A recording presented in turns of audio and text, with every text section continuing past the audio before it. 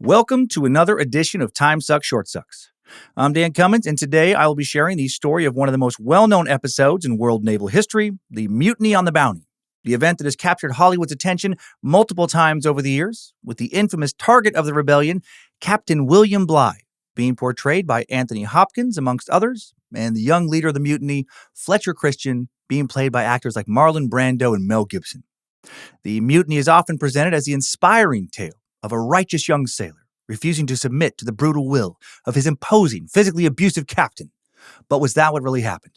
Nah. What if I told you that it really went more like this? A horny, quite possibly very rapey young officer, already upset that he had to leave behind his Tahitian mistress, or sex slave, or sex slaves, eventually couldn't take any more hits to his fragile ego from his short, chubby, cheese-stealing captain, so he kicked him off his own boat and hid out on a remote island mostly known today for a preposterously pervasive amount of sexual abuse. Let's look at the true, not reimagined for Hollywood, not whitewashed story of the mutiny on the Bounty. Words and ideas can change the world. I hated her, but I wanted to love my mother. I have a dream. I'll plead not guilty right now. Your only chance is to leave with us. Early in the morning of September 23rd, 1789, the HMS Bounty sailed out of the port of Matavai, Tahiti, for the final time. By this point, the ship had been in control of the mutineers for almost 5 months, and things had not been going well. After a failed attempt by the mutineers to colonize a nearby Polynesian island, Fletcher Christian and the rest of the mutineers made the decision to return to Tahiti. Since their mutiny in April, the group had already been to the prosperous Polynesian island multiple times in order to gather supplies and also have sex with, and very possibly, if not likely, kidnap and traffic some local women. And finally, the Tahitians were beginning to grow wary of this clearly aimless crew of young scalawag sailors that kept leaving and coming back. The fact that the Bounty was returning in order to drop off all the crew members that lost faith in Christian's leadership, or those that never had any to begin with, certainly didn't help. The already small group of mutineers would drop from 24 to just 9. The Bounty had arrived in Matavai the previous day, September 22nd, and it took a few hours for Fletcher Christian's consort, a local woman named Maua Tua, to discover that the Tahitians were planning to take over the ship. So after only 16 hours in port, the mutineers took off yet again. Alongside the 9 mutineers, the ship also carried 3 Polynesian men that the sailors knew about, 3 Polynesian men that were hiding and would be discovered shortly, and 19 kidnapped Polynesian women, most of whom were being passed around by the men. While leaving early in the morning prevented the Tahitians from seizing the ship, it also prevented the women on board from having a chance to leave. Even still, one of the kidnapped women would risk her life and jump off and swim back after waking up to see that the ship was over a mile from shore. Strong swimmer. After this, 6 of the remaining 18 women would be sent ashore on the neighboring and preposterously beautiful island of Moria for being rather ancient. My God. Not sure how old they were, probably over like 20 or something. So now there were a dozen women left on the ship, and after the discovery of the 3 stowaways, the ratio of 15 men to 12 women would cause quite a bit of dangerous sexual tension and jealousy and more than a few problems on the boat. And now before we find out what happened to these remaining mutineers and their Polynesian, possessions, we'll have to do some backtracking. What led to this mutiny? Before going into the infamous voyage itself, let's start with the biography of the man responsible for organizing the journey, the infamous Captain William Bligh. William Bligh was born somewhere. The precise location is lost to historical records on September 9th, 1754, to parents Francis and Jane Bligh. Let's pretend he was born on the planet Mars. Spice this story up a bit more. Yeah, he was a Martian, sent to Earth to star in an old-timey sea story that will entertain millions, if not billions, over the subsequent centuries. Martian or not, he was also an only child and grew up near the small village of Tubuai in Cornwall, England. He's probably born at home near this village. His father, Francis, was a customs officer in the nearby city of Plymouth. Plymouth. Oh my gosh. That would have been quite the pronunciation there. Okay. I think there's a U in there. I felt confident before I started recording. Now I'm second guessing myself.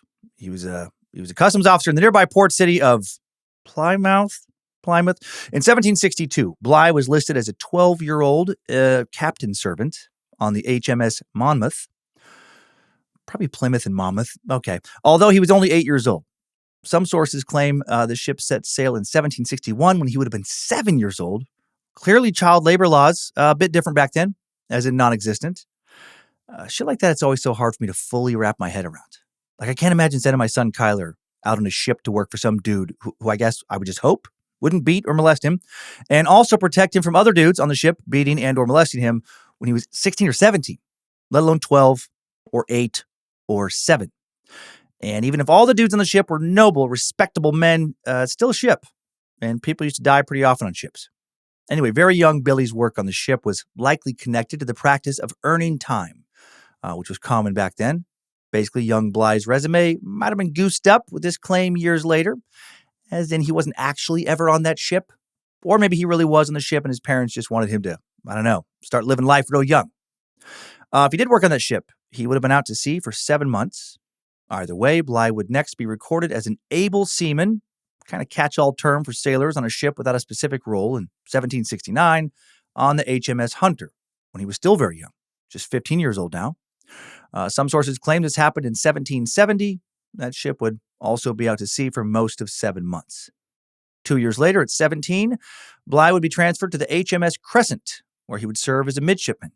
Not sure how long that ship was out sailing around the sea, but probably quite a while. September of 1775, Bligh would be transferred yet again, now 20 years old, this time to the HMS Ranger, where he would serve again under John Henshaw, who had also been his captain on the Hunter. Bligh likely had his first meetings with his future wife, Elizabeth Betham, on some of the Ranger's frequent stops to the city of Douglas on the Isle of Man. Bligh clearly had a gift for the whole seafaring thing, since after only a few months in the Ranger, he would be selected by famed captain, world explorer James Cook, to take part in the renowned navigator's third voyage of exploration to the Pacific Ocean. This would be a massive deal for any sailor of Bligh's age, as he was entrusted with overseeing the day-to-day operations of the HMS Resolution, which was actually the more important ship of the two taking part in the voyage. Bligh would join the Resolution's team on March 20th, 1776, and it would be an eventful 4 years before Bligh and the rest of the crew would make it back to England. Holy shit. Such a wild way to live. All right, see you in half a decade, everybody. Wish me luck. The goal of the expedition was to locate the fabled Northwest Passage, an Arctic passageway between the Atlantic and the Pacific, and a long-time obsession of the British government, since it would allow ships to bypass the treacherous Cape Horn in South America on their way to the East Indies. While they were unsuccessful in finding this passage, mostly because it does not exist, finding that out the hard way when they were all confronted with a massive 12-foot wall of ice after attempting to travel up between Siberia and Alaska to the Bering Strait, Cook's previous discovery of Hawaii on the same voyage would make headlines back home in Britain. Those guys really experienced some serious weather shifts. Went from Hawaii to an ice wall and then actually back to Hawaii. I hope they packed a lot of wardrobe options. Their return to Hawaii would lead to Captain Cook's demise when he made the poor decision to try and kidnap the Hawaiian king, and he got beaten and stabbed to death for it. But young William Bligh, of course, made it out alive and brought home some exciting stories. Actually, can you imagine the kinds of stories that you would be able to bring back from sea voyages in the 18th century when you were part of a crew that discovered lands literally no one in your country or any other country that had relations with your country had ever heard of, let alone visited? You could regale them with stories of new animals, bugs, plants, new people, and new customs, and they couldn't fact-check you if you bullshitted them. Right? They could think you were wrong, but they couldn't prove it. You could be like, the scariest creature we encountered was probably the great shrizzly, half great white shark, half grizzly bear. A truly fearsome beast, equally at home in the sea and on land, hungry for human flesh in both places. Also, did you know that Polynesian women have 2 vaginas and 3 titties? Oh, yes. One of the vaginas is just for fun, impossible to impregnate, unable to catch or transmit venereal disease. They call it their pickle tickler. And their 3rd titty leaks liquid gold instead of milk. Yeah, I really hope you can visit Hawaii someday. Truly a magical place, wonderful. Except for the bloodthirsty great shrizzlies, of course. Back to real history now. The big journey around much of the world provided young Bligh with a chance to sharpen his expert navigational ability, since his role also saw him assisting with the charting of various islands and coastlines that the ships were sailing through. However, Bligh's reputation amongst his fellow officers in the Royal Navy saw little benefit from this trip. Cook, whom Bligh viewed as a mentor, of course killed in a skirmish with the Hawaiians on the return to the islands, as I mentioned. And after a second in command, Charles Clerke died of tuberculosis on the return home. That left Bligh with very few friends among the rest of the crew. John Gore, who assumed command after the death of Clerke, and James King, who wrote the official narrative of the voyage, both did not like Bligh. You'll see as we go forward that a lot of people did not like this guy. Apparently, he had a pretty abrasive, unlikable personality. And because of that, Bligh was one of the only men not recommended for promotion after the journey. And even though he charted much of the Hawaiian Islands after Cook's death, his contributions were not given much attention in the aftermath of the expedition. Bligh's frustration can be seen in an annotation he made to the official account, which was released 4 years after the voyage's end in 1784. None of the maps and charts in this publication are from the original drawings of Lieutenant Henry Roberts. He did no more than copy the original ones from Captain Cook, who besides myself was the only person that surveyed and laid the coast down in the Resolution. Every plan and chart from C. Cook's death are exact copies of my works. William Bligh. Just me and Cook, bruh. We did that shit. Don't listen to Gore and King. They be haters. Even with this setback, Bligh's career and personal life were still looking pretty bright. And in February of 1781, less than a year after returning, he married Elizabeth Betham on the Isle of Man. And Elizabeth had a rich uncle, a wealthy West Indies merchant named Duncan Campbell, who would now become one of Bligh's biggest supporters. He did not just court her out of love. Dude was calculating. That's the way it was back then. Old Uncle Duncan, or Uncle Dunkle, as I've always called him, would help Bligh gain the position of lieutenant on a few different ships, with competent officers in high demand, as the Royal Navy was fighting in the Revolutionary War. After the war was over, however, the Navy's size was greatly reduced, and Bligh would go on half pay. But then Uncle Dunkle would come to the rescue yet again. Classic Uncle Dunkle, always coming up clutch. Giving Bligh the opportunity to command some of his ships that were involved in the West Indies trade scene. Bligh would leave the Navy in 1783 and would spend the next 4 years leading a few commercial voyages across the Atlantic before returning in 1787. Worth noting that Bligh's time in the West Indies was where he would meet the young sailor Fletcher Christian. Christian was from an aristocratic family on the Isle of Man, and Bligh became a mentor to the aspiring young officer.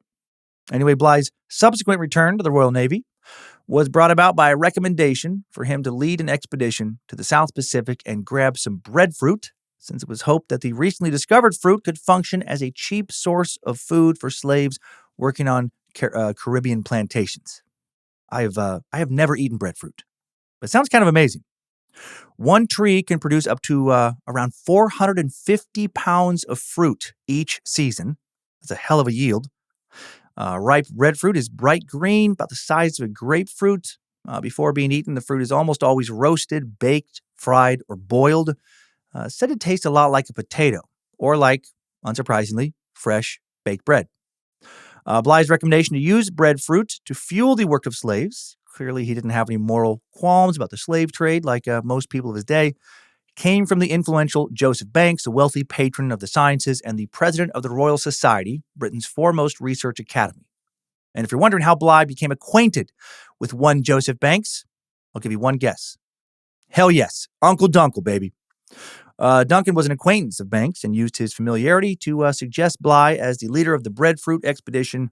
While Bligh had a few other things going for him as well, like his experience on Cook's third voyage, it was family connections that sealed the deal. So with the help of Uncle motherfucking Dunkle, we have finally arrived at the actual voyage of the Bounty.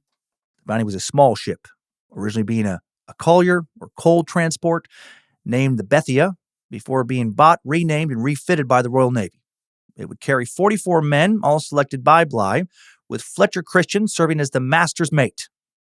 The master's mate. One letter away from him serving as the master's bait. Just want to make sure everybody caught that. Due to its small size, Bligh was the ship's only commissioned officer, and no Marines would be on board. And that lack of professional soldiers on board will not encourage good discipline, and it definitely increased the chances of a mutiny if one were to be attempted being successful. And now let's jump into the Bounty's big voyage.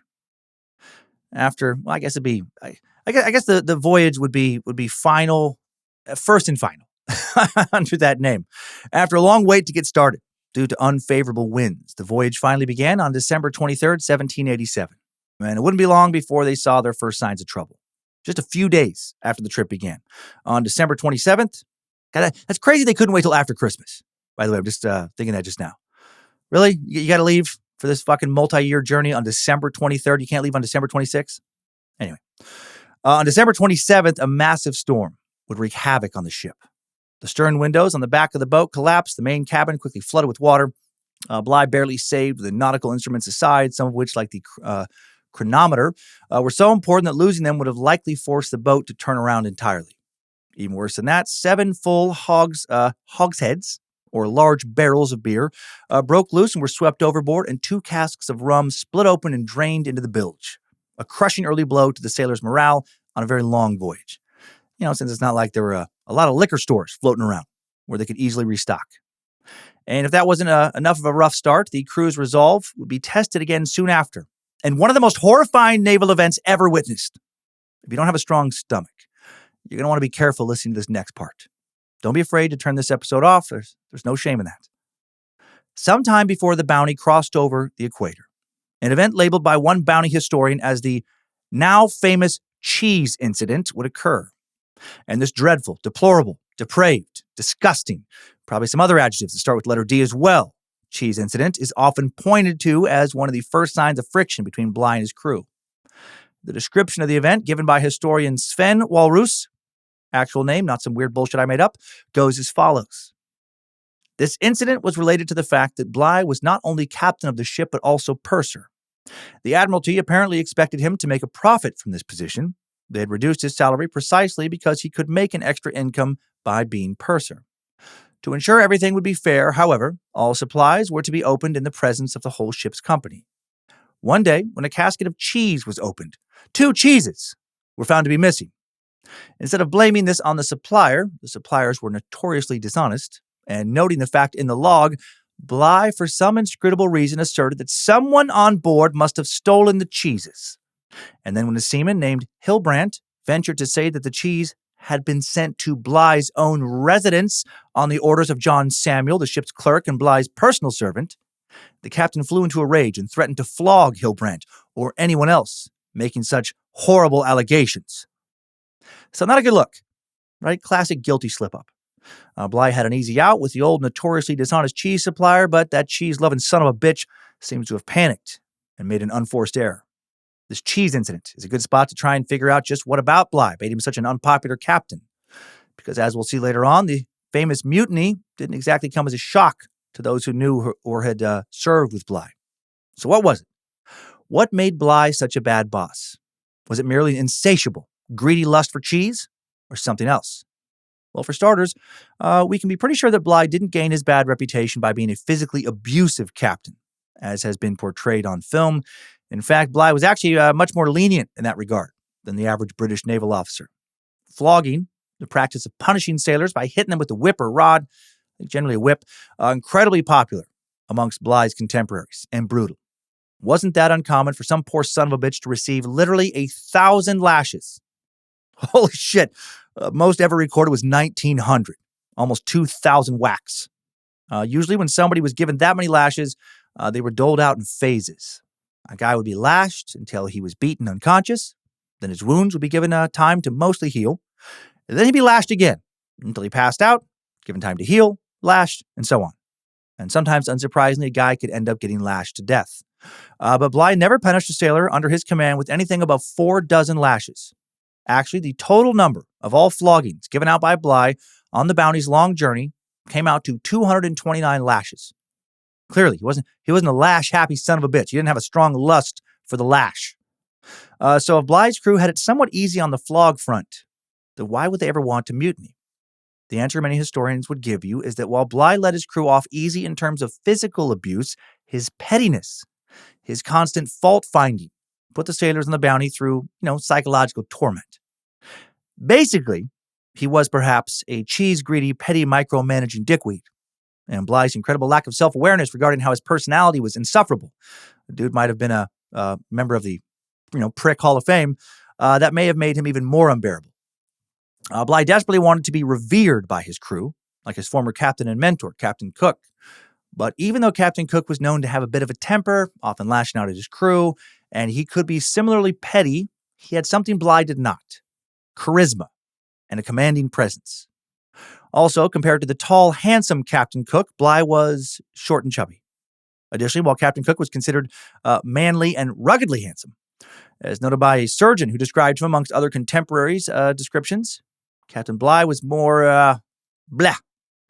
He apparently looked rather soft and feminine with his pale skin, clear blue eyes, pudgy build, and lips shaped in a traditionally feminine Cupid's bow. And since his emotional outbursts generally included a lot of wild gesticulating, maybe getting yelled at him kind of felt like getting yelled at by an angry little girl's doll. Add to it that Bligh was in his early 30s at the time of the journey, not much older than many of the sailors, and it gets a little easier to see why it was so difficult for him to maintain an air of authority over his crew. Sadly, one's looks have always affected how the world perceives you. Not fair, but true. Now back to the voyage. Bligh planned to travel to Tahiti via Cape Horn, the point on the southernmost tip of the Americas where the Atlantic and Pacific Oceans clash. The Bounty made reasonably good time on the way there, but quickly ran into trouble while attempting to make the crossing. It's notoriously rough, like supposedly one of the most brutal spots in the ocean. The rough seas surrounding Cape Horn, infamous for giving sailors a difficult time thanks to the convergence of strong westerly winds, powerful ocean currents, a sharp rise in the ocean floor that creates enormous unpredictable waves, plus the occasional presence of icebergs. And the Bounty was attempting to make the crossing in April, the winter down there, which meant the weather was still super cold and perhaps kind of icebergy. While Bligh pushed the crew of the Bounty hard after spending almost 30 days trying to round the Cape and failing, he was eventually forced to give up and accept the currents had defeated them. And now, since going around Cape Horn was not working out, they would have to travel to Tahiti the extra long way, going around the southern tip of Africa, across the Indian Ocean, and underneath Australia. My God, this was a massive increase in the length of the trip. The distance from Cape Horn to Tahiti traveling east was actually almost the same as the distance from England to Tahiti traveling west. So that meant that they still had the entire length of the original journey ahead of them, even though they had already been sailing for 4 long months without enough beer, rum, or cheese. Luckily, the weather was on the Bounty's side on their way to the Cape of Good Hope, and they made it to Simon Sound, South Africa on May 23rd, 1788, a major British resupply point. The ship had been damaged pretty badly by their attempted crossing at Cape Horn, so it would be a little over a month before the voyage could continue due to all the needed repairs. The stay was relatively uneventful, and the crew set sail again on July 1st. Not sure about their beer, rum, and cheese resupply levels, but I think they got what they needed. And in a nice little display of near symmetry, it took Bligh and the rest of the Bounty 51 days to make it to Tasmania, where they stopped for about 2 weeks to resupply, and then 52 days to travel from Tasmania to Matavai Bay, the main European port in Tahiti at the time. It had been an absolutely massive journey up to this point. By the ship's log, the crew had traveled 27,086 miles since leaving England. For reference, that's over 2,000 miles further than the entire circumference of the Earth. Thankfully, the crew would now have some much-needed time to relax. In order to successfully get the breadfruit trees to the Caribbean, since the entire trip would be worthless without them, new trees would have to be grown from seeds into saplings large enough to survive that journey. And that was a lengthy process, of course, and the Bounty stayed floating in Matavai Bay for over 5 months, during which time the sailors were mostly concerned with relaxing on shore, which meant mostly having sex with as many local Tahitian women as possible. More than 40% of the men would end up being treated for sexually transmitted diseases, mainly syphilis, that had been imported to Tahiti years before by English and French explorers. And since penicillin was not around, the treatment's not very effective. And while there had already been a few instances on the journey to Tahiti where the crew's lack of respect for Bligh's authority could be seen, it became much more evident now. As mentioned earlier, Bligh was a fault finder. And I guess with 5 months without much else to do, apparently he wasn't, hitting up the Tahitian women. This side of his personality became a big problem. Bligh became increasingly concerned with the lack of discipline shown by his men, but he wasn't really able to do anything to win back their respect. In January, after only 2 months on the island, Bligh faced his first instance of desertion when he discovered that 3 men in a small boat were missing from the Bounty, along with some guns and ammunition. Traditionally, if deserters were found after pulling a stunt like that, the punishment would be severe. However, after the 3 Bounty deserters were discovered near the end of the month, they were only given a few dozen lashes each. Not 1,000, not 500, not even 100, or even 50. I wonder if they maybe weren't delivered with that much gusto either. Delivered more with a than like a kind of hit. Feels like he signaled to the rest of the crew that the consequences for disobeying Bligh's authority were pretty low with this move. After a few more months, the breadfruit plants were ready to go, though, and on April 4th, 1789, the Bounty set sail and leaves Tahiti for the next leg of its journey. And by this point, we're only a few weeks away from the mutiny. But before I get into the incident that sparked the infamous event, there's some more background I need to add on the relationship between Captain Bligh and Fletcher Christian, the man who led the actual mutiny. Like I said earlier, Bligh viewed himself as somewhat of a mentor to Christian, and the two had been sailing together for literally years before the Bounty's voyage. But for some reason, he'd started picking on Christian more and more throughout this particular trip. The main reason that's worth saying is because without context, the incident I'm about to share feels ridiculously insignificant. But it's considered by many historians to be the spark for the Bounty's infamous mutiny. So just keep in mind that this probably wasn't Christian losing it all because of this, but more likely because of 100 incidents like this. This was the straw that broke his back. According to an account from Professor Douglas O. Linder, here's what happened. On the morning of April 27th, Bligh concluded that some coconuts are missing from the pile kept between the guns. "Don't you think those coconuts have shrunk since last night?" he asked Fryer. Bligh announced that he would find and punish the coconut thief. He questioned one person after another about the missing nuts. According to boatswain's mate James Morrison, Christian responded to Bligh's interrogation of him by saying, "I hope you don't think me guilty of stealing." And Bligh answered, "Yes, you damned hound, I do. You must have stolen them from me, or you could give a better account of them. I suppose you'll steal my yams next, but I'll sweat you for it, you rascals. I'll make half of you jump overboard before you're through Endeavour Straits." He ended the confrontation with orders that rations for yams be cut in half.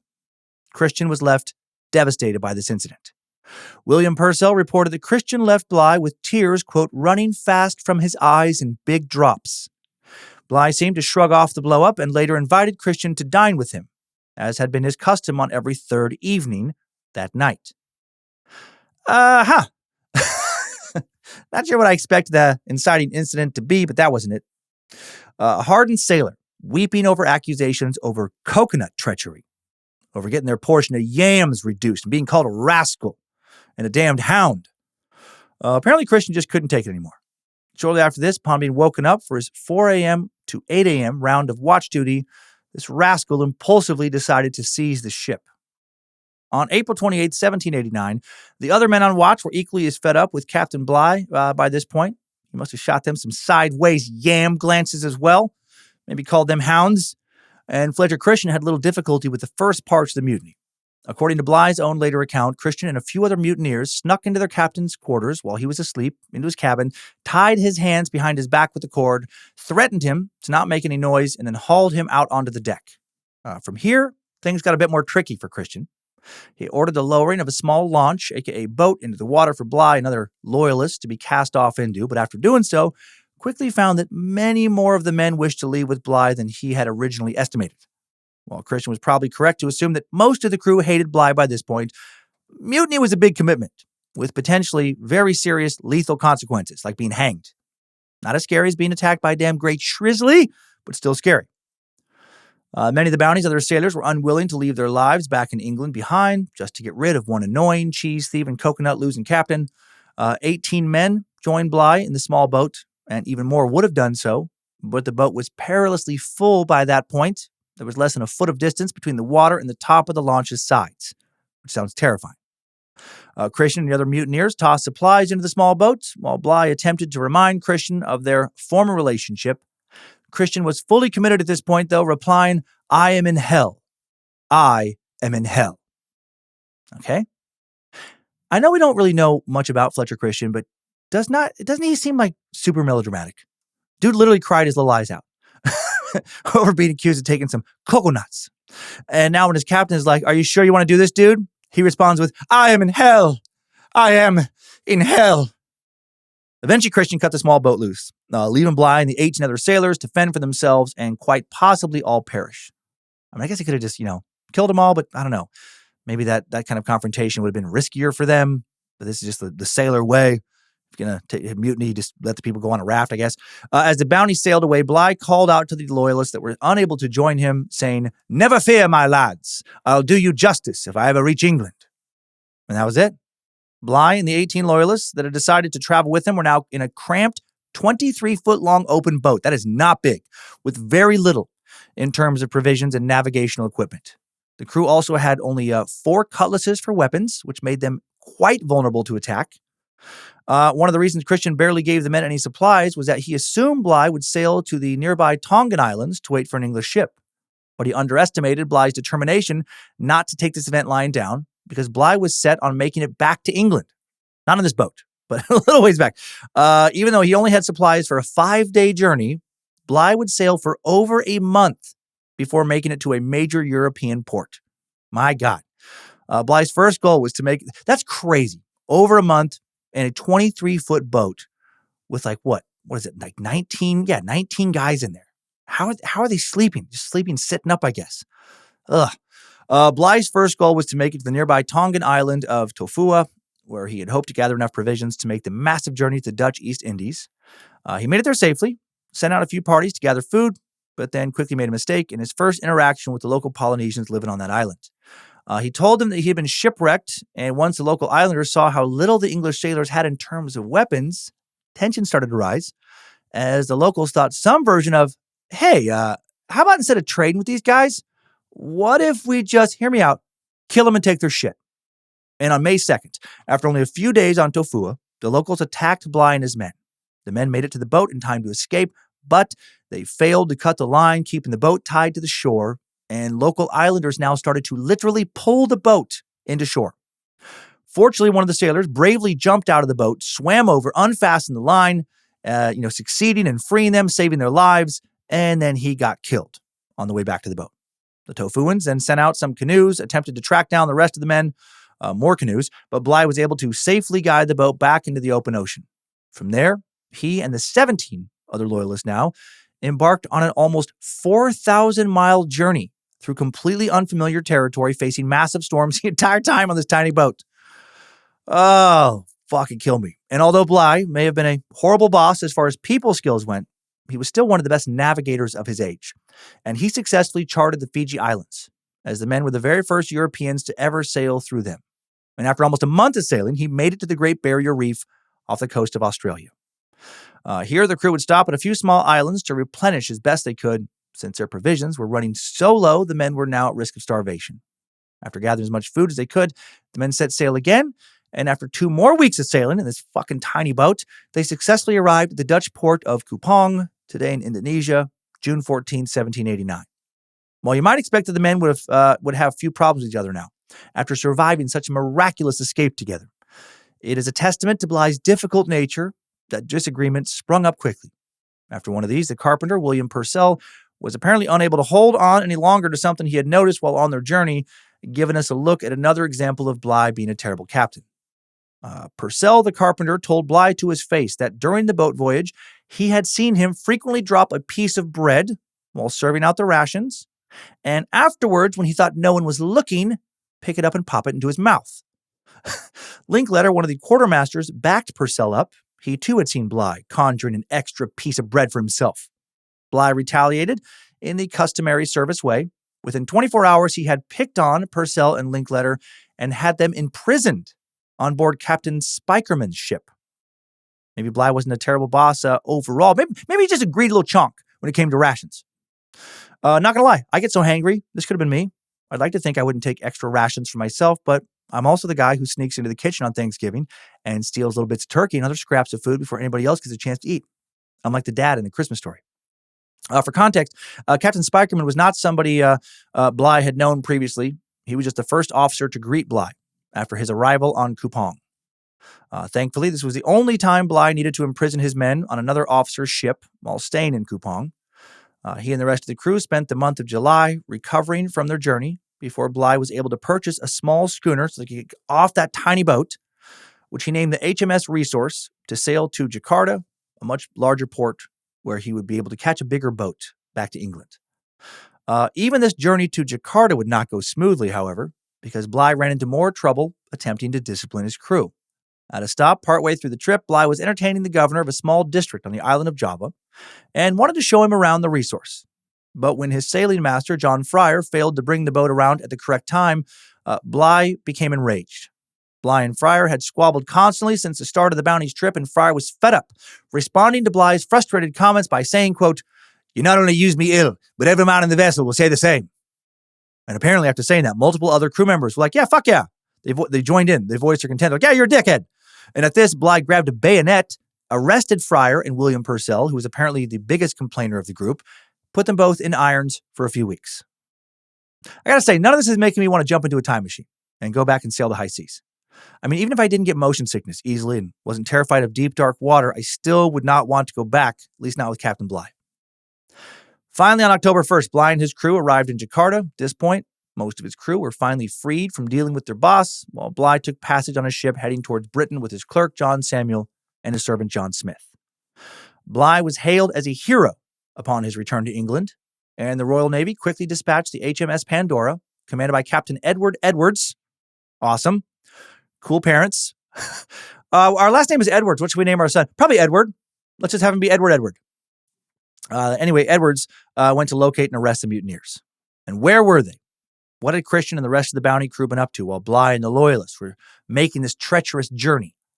After taking control of the ship, Christian had set sail for the island of Tubuai, today part of French Polynesia, and arrived at around the same time Bligh's boat made it to Restoration Island in Australia. Tubuai was around 350 miles south of Tahiti. Still is. I don't know why I put it in past tense there. It hasn't moved.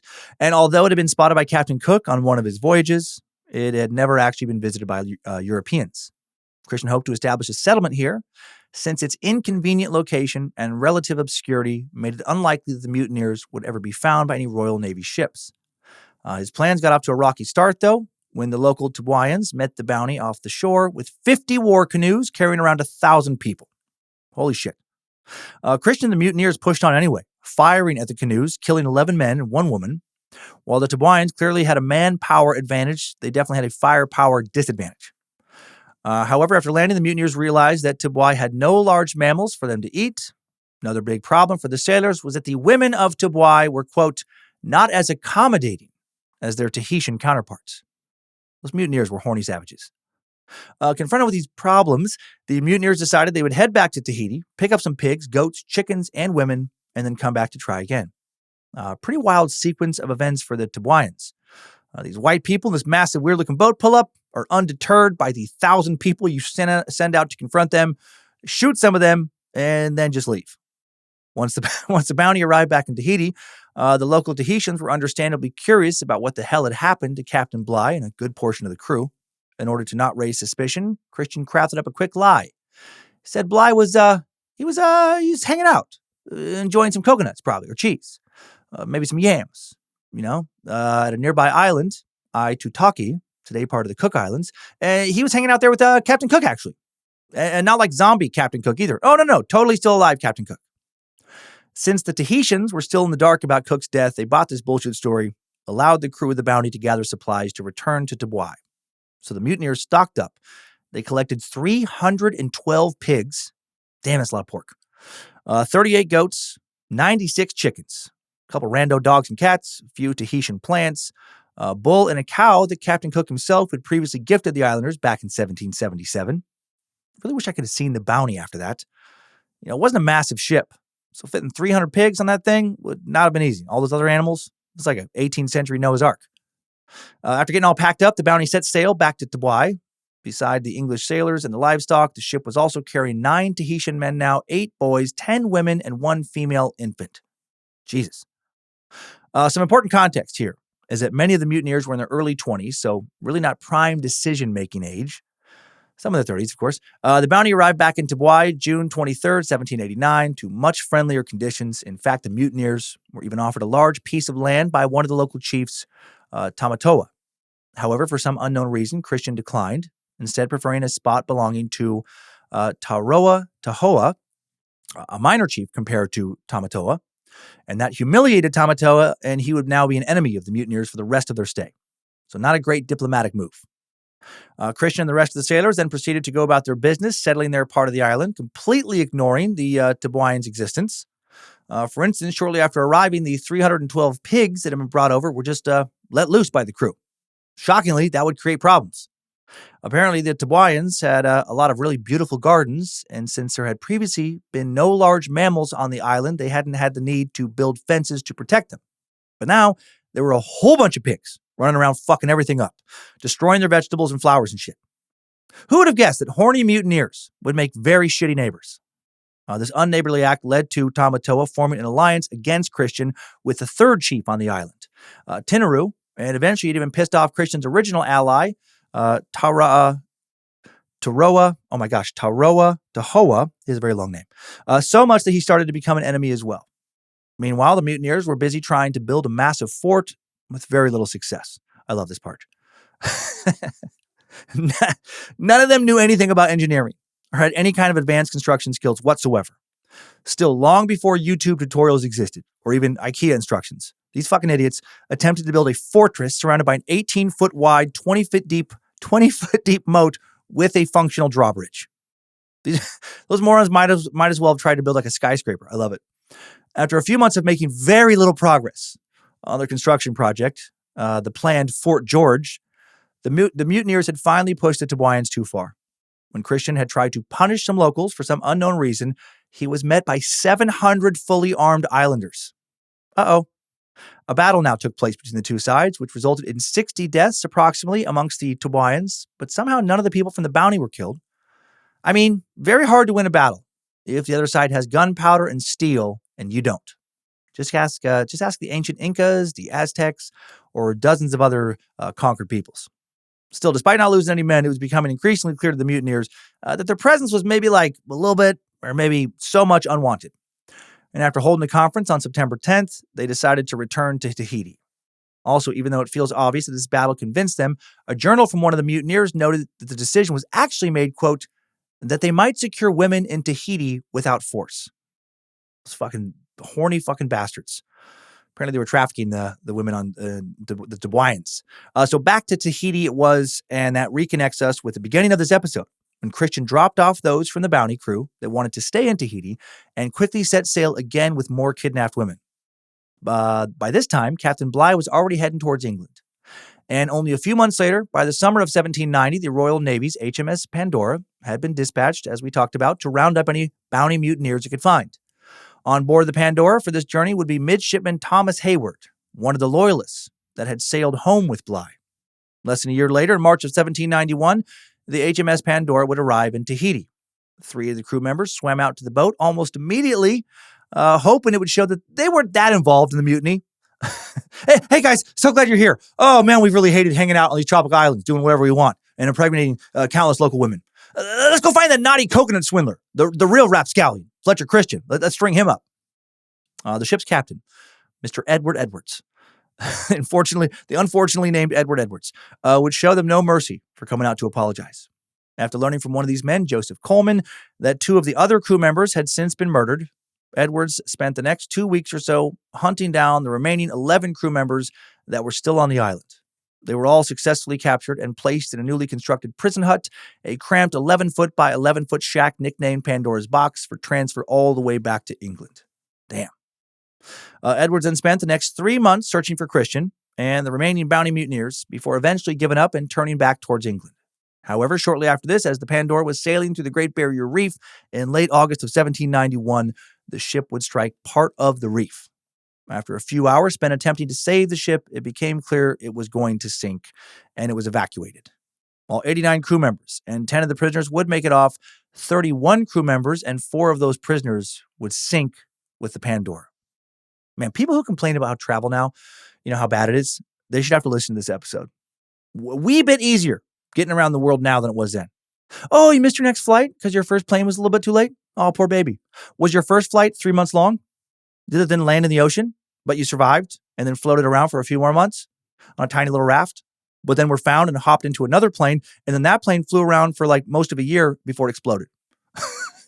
That's kind of like what global travel was like back in the 18th century.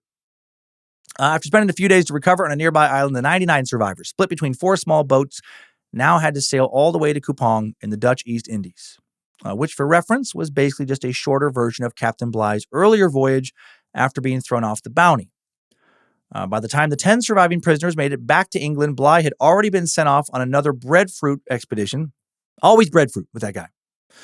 This time on a larger ship with Marines to avoid a repeat of the events from the Bounty's journey. And since Bligh was not present to say which of the prisoners were truly mutineers and which were just unable to fit on the launch he sailed out on, the trials of those 10 prisoners became a bit murky.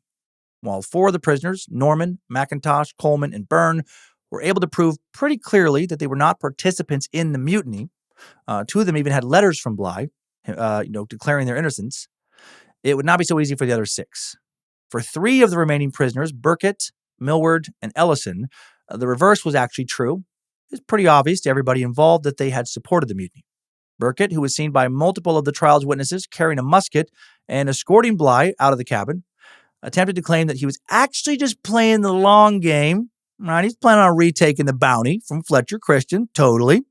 But then he just never got enough support to do so he just kind of leaned into the whole raping and pillaging the local stuff. Millward and Ellison tried similar stories, but they had also been witnessed carrying weapons by multiple people. Unsurprisingly, these 3 were all found guilty and would eventually hang for their crimes on October 29, 1794. And what about the last 3 sailors? For 2 of them, Morrison and Haywood, it was pretty difficult to prove decisively if they'd actively opposed the mutiny or not, and for that reason they were found guilty, but with recommendations of the King's mercy. The King would pardon both men only a few weeks later, and Haywood would actually go on to have a fairly successful naval career. The third man, Musprat, was found guilty, but still won his release on some kind of technicality. Meanwhile, after a successful breadfruit trip, Bligh arrived back in England in August of 1793, but contrary to his previous status as a national hero, opinion had turned against Bligh during the trials of his former crew. Fletcher Christian's older brother, Edward Christian, so many Edwards back then, was a noted judge in England and dedicated himself to restoring his brother's good name and making Bligh appear like a villain. Also, the number of men from the Bounty that had been pardoned was seen as a signal from the Navy that Bligh had, at least in part, brought the mutiny about on himself through poor leadership. Luckily, he still had the support of the influential Joseph Banks. Thanks again for the hookup, Uncle Dunkle, and Bligh served in command of a number of different Royal Navy vessels throughout the next decade or so before catching his next big break. The Royal Colony of New South Wales, which would later become Australia, was having some pretty serious problems with corruption, and British officials apparently hoped that Bounty Bligh's reputation as a strict disciplinarian, even though it doesn't seem like he was, could help bring the territory in line. It would not. Bligh arrived in the colony in 1806 and immediately got to work sorting out corruption. But it quickly became clear, almost as immediately to everyone in the colony he interacted with, that Bligh's reputation as a difficult boss came less from him ruling with an iron fist and more from him just kind of being like really fucking annoying and douchey. Bligh quickly came into conflict with important officers of the New South Wales Army Corps, otherwise known as the Rum Corps. That nickname came from the rum-based barter system that dominated the Australian economy at the time, since paper notes and coins were in short supply. Anyway, Bligh seemingly neglected to consider that by making enemies of the only fucking soldiers stationed in Australia, he might have been putting himself in a bit of danger. And after Bligh indicated that he was planning on charging some of these uncooperative officers with treason, he became the target of the only military coup in the history of Australia. I'm sensing a pattern here. On January 26, 1808, less than 2 years after Bligh had arrived, the New South Wales Corps marched through Sydney to the government house and arrested Bligh, whom they apparently found hiding under his bed. I picture him just laying under there. He's got like a yam in his pocket, maybe like one little coconut in his hand, just hoping he can just wait it out. Bligh was put under house arrest and demanded to remain there until a lawfully appointed successor arrived. After a year of waiting, he finally agreed to leave the colony. But once put on a ship heading back to England, he immediately demanded to head straight for Hobart, Australia, where he hoped to find support from Lieutenant Governor David Collins. But Collins did not support Bligh. Nobody liked this guy. And Bligh went right back to Sydney, where his successor, Lachlan Macquarie, a guy sometimes now called the father of the nation of Australia, very well liked, had just arrived. Lachlan did a little bit better job than Billy Bligh. Bligh finally returned to England in 1810. No one was sorry to see him leave Australia, where he watched as George Johnston, the leader of the Rum Corps, was given a very light sentence, even after being found guilty of treason. The court cited their reasoning for the sentence as Johnston having been placed under extraordinary circumstances during Bligh's tenure as governor, which basically amounted to, yeah, that was definitely treason, but Bligh is a fucking prick. So, we get it.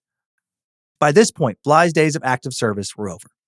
And then he lived relatively quietly back home in England for 7 more years before he died of stomach cancer, December 7th, 1817. Poor bastard. So that's the end of Bligh's story. But what about Fletcher Christian and the remaining bounty mutineers who were not found by the British Navy? What happened to them? This is way more interesting than the other guys. Well, after pulling out of Matavai Bay, that word gives me trouble every time I try to say it. Matavai Bay, for the last time on September 24, 1789, the bounty seemed to vanish completely. And for almost 2 decades afterwards, the outside world was left completely in the dark about what happened to Fletcher Christian and the rest of his crew. But on February 6, 1808, while the American whaling ship Topaz was making its way across the Pacific, it happened to cross the very remote, extremely isolated Pitcairn Island, halfway between Peru and New Zealand, almost fucking nothing around it, and the story of what happened was quickly revealed. After fleeing Tahiti, Christian traveled around the South Pacific looking for a suitable island to settle. This would take almost 4 months, in which time the rest of the mutineers began to grow restless. But finally, on January 15, 1790, Christian spotted Pitcairn Island, this small, uninhabited at the time, isolated volcanic island, just 1.7 square miles in size, over 1,000 miles east of Tahiti. The island had been sighted by Europeans once previously, but luckily for the crew of the Bounty, the longitude recorded by those previous sailors was off by a couple hundred miles, meaning it was unlikely to be found again by anyone relying on the location given by any available maps. Still, just to be safe, the mutineers would run the Bounty ashore, burn it, let the wreckage sink, so that no European vessels passing by would spot the ship. The island was seemingly perfect for settlement, but even though there were no locals for the mutineers to get in trouble with, things still started off badly. Land and women were divided up between the mutineers, who would essentially trade these women around, these poor women, and the Polynesian men were basically treated as slaves, which unsurprisingly led to tensions. Fights quickly broke out between the mutineers and the Polynesian men, and before 5 years had passed, all 6 of the Polynesian men had been killed, as well as 6 of the 10 remaining mutineers in various little skirmishes, including Fletcher Christian, who most historians believe was shot and then axed to death in his garden by some Polynesian men in an uprising. His last words were supposedly, "Oh dear." That's a great pair of last words. "Oh dear, not the axe." A few more years passed in relative peace, but after William McCoy learned how to brew alcohol from the roots of a local plant, things got bad again. That's crazy. What? Alcohol causing problems? Must be the only time that's ever happened. McCoy lost his mind from the effects of his fucking bootleg island alcohol. And this is ridiculous. Committed suicide by tying his hands and feet together and then throwing himself into the ocean. That's a fucking extreme way to die. He must have rolled in the ocean rather than thrown himself since, he's all tied up. Then in 1799, Matthew Quintal, another mutineer, became such an aggressive, threatening alcoholic, he was, quote, put to death by the other 2 remaining men, Edward Young and John Adams. Not long after this, in December of 1800, Edward Young died of asthma. This meant that there was only 1 surviving mutineer, John Adams, as well as 10 women and an unknown number of children that had been born since moving to Pitcairn Island. For a while, Adams spent his days drinking, naturally, and the women kept the community alive. Then at some point, he got so drunk, he began to hallucinate. And he had a transformative religious vision. And now, although he could barely read, he began leading Sunday services and became a father figure to the rest of the community. Okay. With the growth of the whaling industry in the Pacific, ships like the Topaz came by increasingly often, sharing the story of what happened with the rest of the world and often being impressed by the moral character of the islanders. Adams would die at the age of 65, March 5th, 1829, and was mourned by the whole community of, 50, 60 people or so at that time. Unfortunately, since Adams' death, the rest of Pitcairn's history has been far less inspirational, but definitely interesting. The entire population left the island at numerous points, resettled by the British government, as it was and is a British territory, but every time a good number of people would miss the island and want to return. The population peaked at 233 people in 1937. It's around 40 people today, and many of them are descendants of the mutineers. The tiny island has 2 different museums dedicated to the mutiny. They still have the ship's original Bible. The current mayor, Charlene Evelyn Dolly Warren Pugh, is an 8th-generation descendant of the Bounty Mutineers. She runs the island's post office, manages a homestay for visitors, and produces honey with her husband. It's crazy that people still live there. It's so remote and it's so tiny. The closest airport is over 300 miles away. You can only get there by ship. Mail is only delivered 3 to 4 times a year from New Zealand. They do have electricity from a combination of a diesel generator and solar panels. They now have satellite internet, thanks to Starlink. No cell tower, unsurprisingly. They do have a doctor. A new doctor is rotated in every 6 months. They have a tiny school. A teacher is also rotated in. The teacher is also the principal, school nurse, counselor, everything. They have one general store. And I'm not kidding about these hours. Open for 1 hour a day, 3 days a week. They also have 2 police officers, which is crazy to me. One's a local officer. The other is somebody rotated in from New Zealand. Sounds like the kind of assignment you get if you're being punished. You want to go to fucking Pitcairn? Huh? Then fucking stop complaining. It sounds like one of the strangest places to live in the world. And sadly, this remote tropical paradise has been a hell for many of the island's female children over the years. Most of Pitcairn Island's relevance today actually comes from a massive sexual assault scandal that came out a few years ago. In 1996, a woman originally from Pitcairn, but living in England at the time, revealed that she had suffered constant sexual abuse throughout her childhood. And when an officer from the English County of Kent, detective investigator Peter George, has there ever been a more British name than Peter George, was sent to the island to investigate claims of sexual assault, he was horrified by what he found. As an article in the Times writes, all the women he managed to speak to had a story about abuse. Quote, there wouldn't be a girl on Pitcairn who, once they reached the age of 10, was still a virgin, he remembers one telling him. Oh my God. Those involved with this case quickly realized the scale of what was happening on the island, and Operation Unique was established in the year 2000 to fully investigate this matter.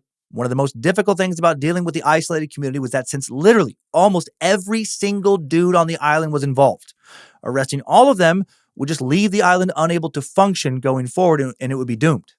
And because of that, it wasn't until 2014 that the cases were officially taken to trial. That is absurd. Waited 14 more years. Ooh. All but one of the men were found guilty after all that. But many of them were given very light sentences, and most are back in the community today. Luckily, the international attention brought by the cases has meant that the British government is keeping a much closer eye on the men of Pitcairn Island. We got those 2 officers now, but still, that is fucked. And on that less than positive note, there you have it. The real story behind the mutiny on the Bounty. Unfortunately, not too many inspirational characters in this one, but that probably gives you a better idea of what life in the Royal Navy was really like, especially compared to popular depictions of the events. There was an annoying cheese-swiping captain and a bunch of horny, nefarious coconut-thieving sailors. And that's what life was really like. And that's it for this edition of Time Sucks, Short Sucks. If you enjoyed this story, check out the rest of the Bad Magic catalog, beefier episodes at Time Suck every Monday at noon Pacific time, and new episodes of the now long-running paranormal podcast, Scared to Death, every Tuesday at midnight, with 2 episodes of Nightmare Fuel, some fictional horror thrown into the mix each month. Thanks to my son Kyler for their initial research on this one. Thanks to Logan Keith, or his. Yeah, it was cool work with my son on this one. And thanks to Logan Keith polishing up the sound of today's episode. Please go to badmagicproductions.com for all your bad magic needs and have yourself a great weekend.